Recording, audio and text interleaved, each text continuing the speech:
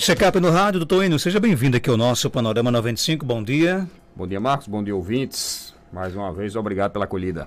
O nosso tema de hoje, causas otorrinolaringológicas de dor de cabeça, né? E aí, doutor Enio?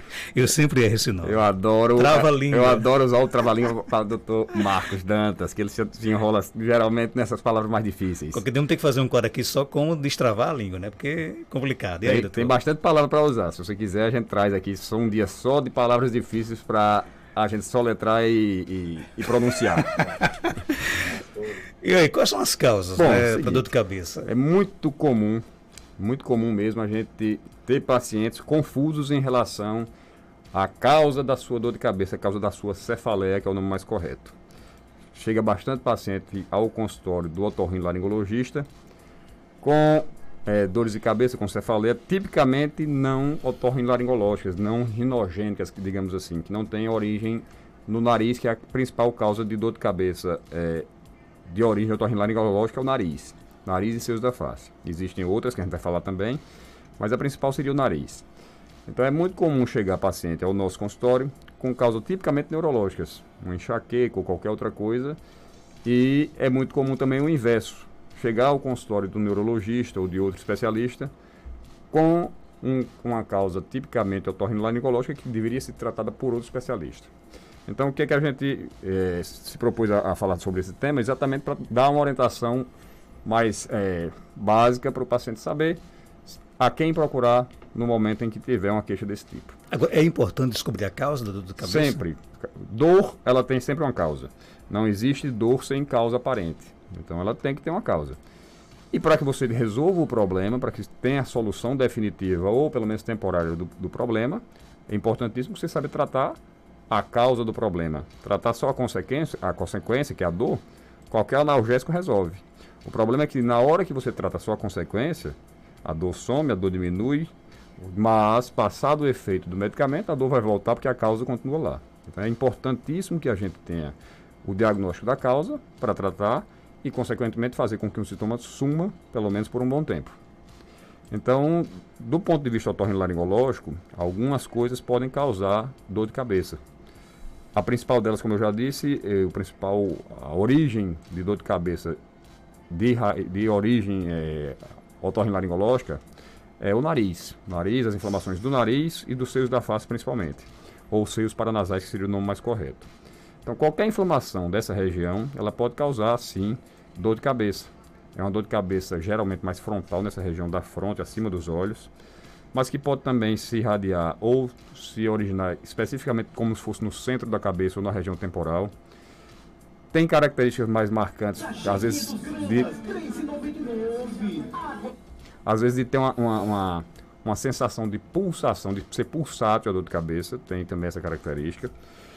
Mas um fator importantíssimo, raramente ela é um sintoma isolado. Na maioria das vezes, da dor de cabeça de origem rinogênica, quer dizer, que tem origem no nariz, tem sintomas nasais associados. Isso é uma coisa importantíssima. Então, quando a pessoa tem um sintoma somente de dor de cabeça, eu acho que não é a prioridade pensar em sinusites ou qualquer outra inflamação do nariz como a causa disso. Quando tem associados sintomas nasais, obstrução, nariz entupido ou só à noite ou o dia inteiro, o nariz com rinorreia com coriza, digamos assim, que pode ser clara, mucoide, que é aquela secreção branca tipo catarral, ou amarela esverdeada, espirro, coceira, esse tipo de sintomas, quando associados à dor de cabeça, a gente pode sim suspeitar em cefaleia de origem rinogênica. Quais são as doenças que podem causar isso? As rinites podem causar, não precisa ter infecção não. A simples crise de rinite, se for mais intensa, pode causar dor de cabeça. As sinusites, que é a infecção mesmo, quando tem um quadro associado com bactérias, que tem a secreção mucopurulenta dentro dos seios da face, e isso também causa bastante dor de cabeça. As gripes, resfriados, qualquer inflamação da mucosa nasal. Outra coisa que pode causar bastante dor de cabeça são as doenças que obliteram, quer dizer, que fecham o complexo osteomeatal. O que é o complexo osteomeatal? É uma comunicação que existe entre o nariz e os seios da face. Qualquer doença que feche essa comunicação, ela pode causar bastante dor de cabeça também. Então, existe a possibilidade de não ter um processo inflamatório, mas ter uma obstrução mecânica dessa região e ter dor de cabeça constante, às vezes, uma dor de cabeça crônica que ninguém consegue descobrir a causa e numa avaliação bem feita se consegue chegar a esse diagnóstico. Outras causas possíveis, as pessoas que têm desvio de septo, principalmente o desvio septal quando em esporão. O septo dentro do nariz, ele forma às vezes um verdadeiro esporão de galo. Não tão agudo, obviamente, quanto um esporão de galo, mas é um formato mais ou menos de um esporão curto. Então, quando esse desvio em esporão toca o corneto nasal, o corneto é uma estrutura que tem dentro do nariz que nos permite sentir o ar passando. Ele é importantíssimo para a fisiologia nasal. E quando o corneto tem qualquer aumento de volume, inchaço, por qualquer motivo que seja, uma gripe, um resfriado, uma crise de rinite, em pessoas que têm o desvio de septo, às vezes esse inchaço faz com que o corneto toque nesse desvio, nesse esporão. E isso também pode causar dor de cabeça, uma dor de cabeça constante. Então, só no nariz a gente citou aí várias causas possíveis para dor de cabeça. É bastante comum essa correlação entre dor de cabeça e as causas nasais como o fator desencadeante. Na otorrinolaringologia tem outras causas possíveis também. Ouvido principalmente, as infecções do ouvido médio principalmente, elas podem causar dor de cabeça, é uma dor de cabeça geralmente mais temporal nessa região ao redor do ouvido.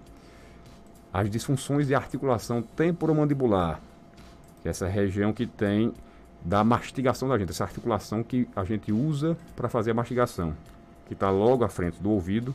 A articulação temporomandibular ela é composta de um lado pelo osso da mandíbula, o outro lado é composta pelo osso temporal. E o osso temporal, digamos que é a casa do ouvido. O ouvido da gente está dentro do osso temporal. Então, as disfunções da articulação muitas vezes são sentidas como otalgias, como dores de ouvido, e muitas vezes irradiam para a cabeça, causando dor de cabeça também. Então, só em otorrino a gente citou aqui bastante motivo para se ter dor de cabeça. Agora, nem toda dor de cabeça vai ser de origem otorrinolaringológica. Tem muitas outras causas possíveis. As causas neurológicas, que é mais comum, é a enxaqueca. O paciente hipertenso, que às vezes não sabe que é hipertenso, muitas vezes tem aquela dor de cabeça na região occipital, na nuca, e não sabe a que atribuir, às vezes é da hipertensão.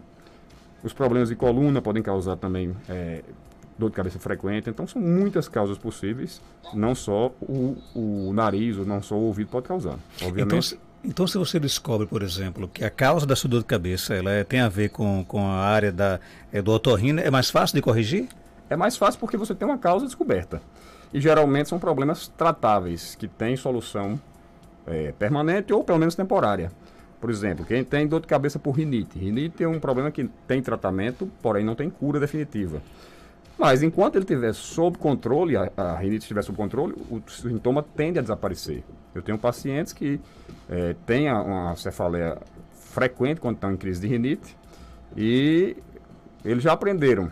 Quando começa a ter o sintoma nasal, muitas vezes antes de surgir a cefaleia, de surgir a dor de cabeça, ele já chega ao consultório para tratar e dessa forma não desencadeia aquelas crises de dor de cabeça que ele tinha. Porque dor de cabeça é chato. É chato. Dor da dor é chato. E a cabeça, digamos que é o comandante do corpo. Você imagina que você está com dor nessa região o dia inteiro. É bastante incômodo.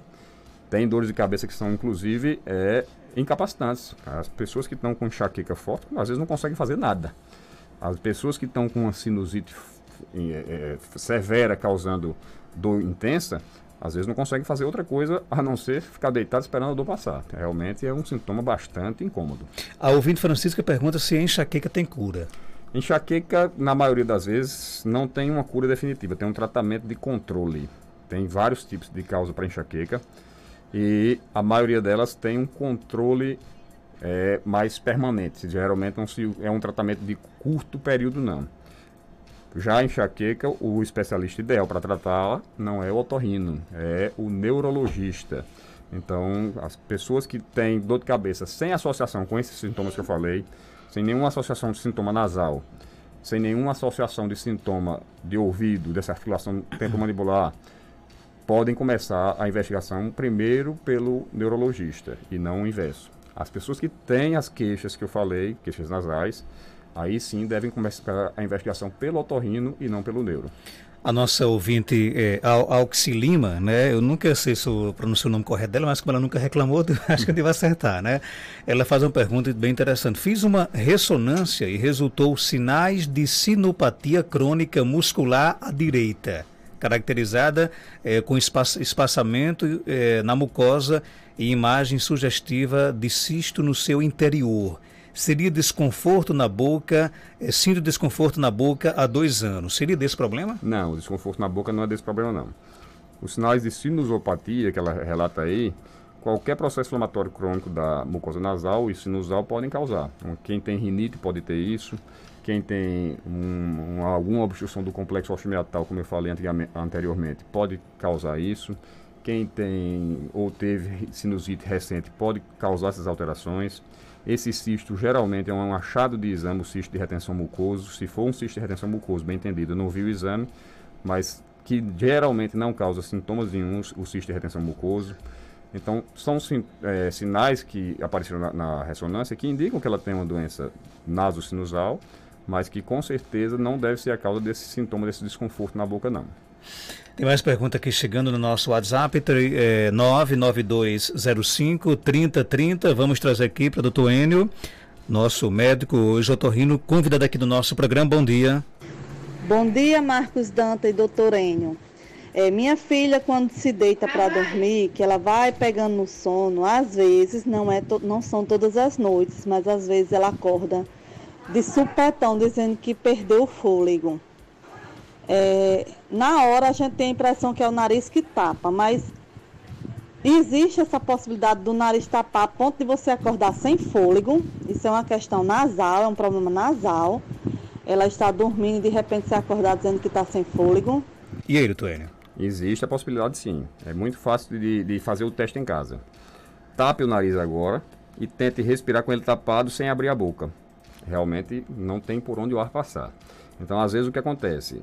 Se o nariz estiver obstruído e a pessoa de boca fechada adormecer, normalmente, fisiologicamente, quando há essa obstrução, há uma tendência da pessoa naturalmente abrir a boca para poder respirar pela boca. Só que às vezes isso não ocorre automaticamente.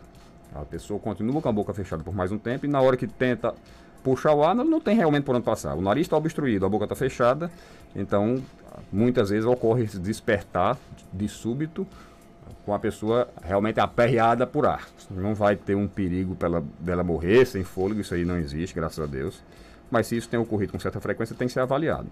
Há uma outra possibilidade dela também estar apresentando o que chama-se apneia obstrutiva do sono.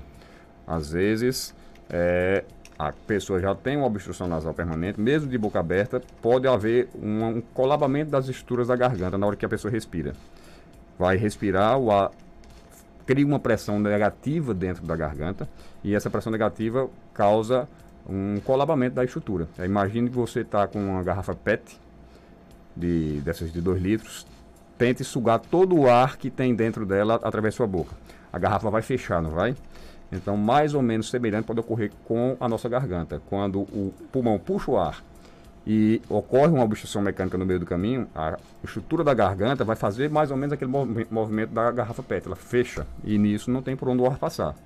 Isso chama-se apneia obstrutiva do sono e isso realmente tem que ser avaliado e tratado. Não é normal para a saúde de ninguém e isso pode ser prejudicial, principalmente se for constante, se for frequente esse tipo de sintoma.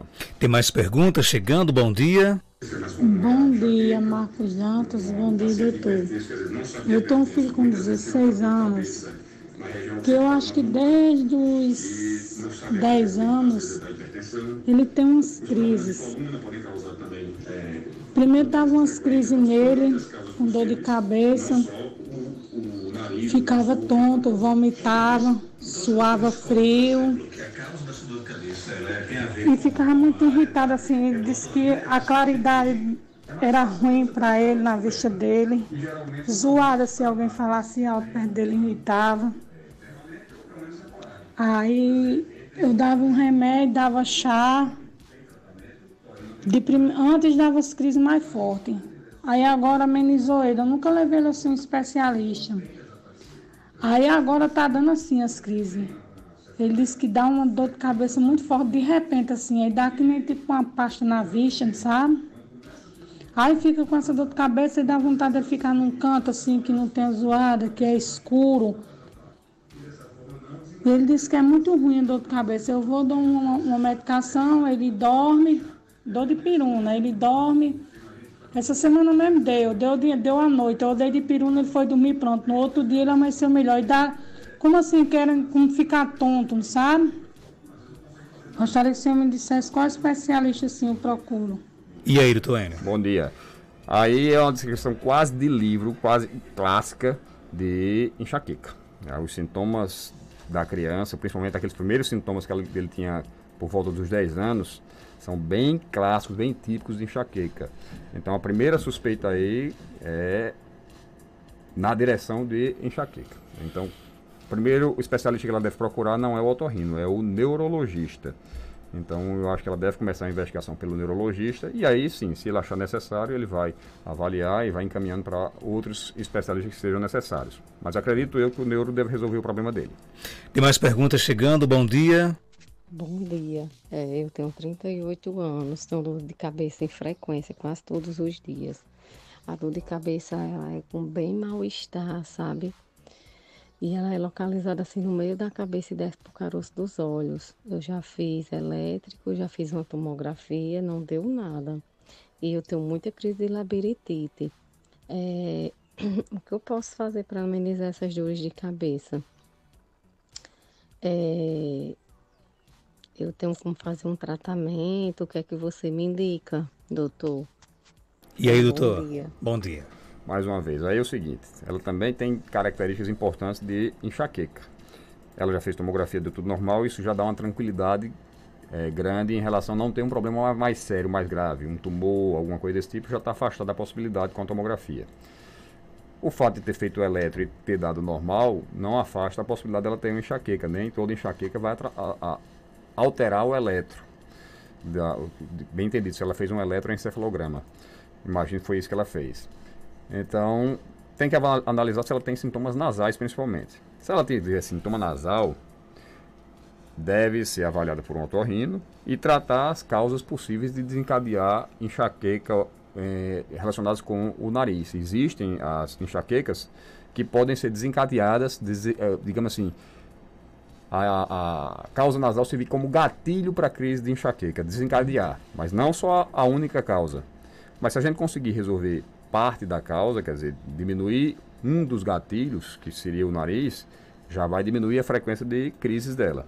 E também, provavelmente, se ela não tiver causas nasais, nenhuma causa nasal, nenhum sintoma nasal, seria melhor ela ser avaliada por um neurologista. Muitas vezes é necessário um acompanhamento simultâneo, tanto com o neurologista como com o otorrino. É comum isso acontecer. Como eu disse, às vezes as causas rinogênicas do nariz, ele pode servir de gatilho para as crises de enxaqueca. Então não adianta tratar só o nariz se a pessoa tem enxaqueca. E também não adianta tratar só a enxaqueca se o nariz estivesse vindo de gatilho para as crises desta. Então, muitas vezes é necessário tratar as duas coisas. Ok, tem mais pergunta aqui no nosso WhatsApp. Bom dia. Bom dia, Marcos Danta. Bom dia, doutor. É porque eu sinto muita dor de cabeça. Quase todos os dias eu tenho dor de cabeça. Muitas vezes é na parte frontal da cabeça e outras vezes na parte lateral direita. Isso pode ser enxaqueca? Essa questão, em cima da pergunta do nosso ouvinte, por exemplo, todos os dias eu sinto dor de cabeça. O fato de você, essa dor de cabeça que você se refere das causas da área do otorrino, você também sente todos os dias ou não? Pode sentir sim. Se o processo inflamatório estiver em atividade, se a causa estiver presente todos os dias, a consequência que a dor de cabeça pode aparecer todos os dias. Então, é comum acontecer sim a presença diária dos sintomas se a causa estiver presente diariamente também. Não é raro isso acontecer. Então, no caso dela especificamente, vai mais ou menos no mesmo sentido da pergunta anterior. Tem que analisar se ela tem também sintomas nasais, principalmente, ou qualquer sintoma dos que eu já citei aqui, relacionado com o ouvido, com a articulação temporomandibular, que seriam áreas de atuação do otorrino. Caso ela tenha qualquer desses sintomas, ela merece ser avaliada pelo otorrino para, caso ocorra a presença de qualquer das causas possíveis otorrinolaringológicas, que seja tratado. Agora, como eu disse, também pode ser só um gatilho para desencadear crises de enxaqueca. E enxaqueca tem também essas características que ela falou aí. Se for relacionado com o nariz, tratando as duas coisas, o nariz e a enxaqueca, ela vai ter melhores resultados. Se não tiver nenhuma queixa nasal, se não tiver nenhuma queixa de ouvido, eu acho que ela deve começar a investigação também pelo neurologista. Como eu disse, geralmente as dores de cabeça de origem nasal, na grande maioria das vezes, tem sintomas também nessa região. Há exceções, por exemplo, aquelas que eu falei da obstrução do complexo osteomiatal, alguma coisa, alguma alteração anatômica obstruindo aquela comunicação que existe entre o nariz e os seios da face. É comum que a pessoa não tenha sintoma nenhum e apresente essas alterações e isso desencadeia dor de cabeça. Mas não é o mais comum, não é o mais frequente. Esses são causas bem menos frequentes, então a gente tem que começar pelo que é mais frequente. Se tem sintomas nasais, investiga com otorrino. Se não tem, começa pelo neurologista. E aí, se não aparecer nada no neurologista, vai investigando outras causas possíveis, inclusive essas otorrinolaringológicas. Doutor, às vezes sonhava que não estava conseguindo respirar. Depois percebi que mesmo dormindo, o sonho era real, não estava conseguindo respirar. Isso é a apneia do sono? Grande chance de ser. Primeira pergunta que eu faria é essa paciente se ronca. Se ronca, tem grande chance de ter apneia associada. Então, nesses casos, tem que fazer um exame chamado polissonografia. É um exame que analisa uma noite de sono da pessoa, a gente já falou aqui em outras vezes sobre ele. Analisa uma noite de sono da pessoa, faz-se em casa mesmo, não precisa ficar em laboratório para fazer esse exame. O equipamento vai analisar, durante uma noite de sono, os roncos, a quantidade de ronco que a pessoa apresenta, vai analisar a quantidade de apneias e hipopneias que influenciam na oxigenação sanguínea, vai analisar o quanto de dessaturações, quer dizer, de diminuição na saturação sanguínea essa pessoa está apresentando. Se houver baixa na saturação, ele vai detectar e vai quantificar isso. E que tipo de apneia a pessoa está tendo, se é obstrutiva, se é central, se é mista. Tudo isso é importantíssimo para analisar o potencial de risco cardiovascular que essa pessoa está sendo submetida quando apresenta a apneia. As pessoas que têm apneia, seja ela obstrutiva, seja ela mista, central, elas têm uma tendência a ter dessaturações sanguíneas. E isso, a médio e longo prazo, pode causar,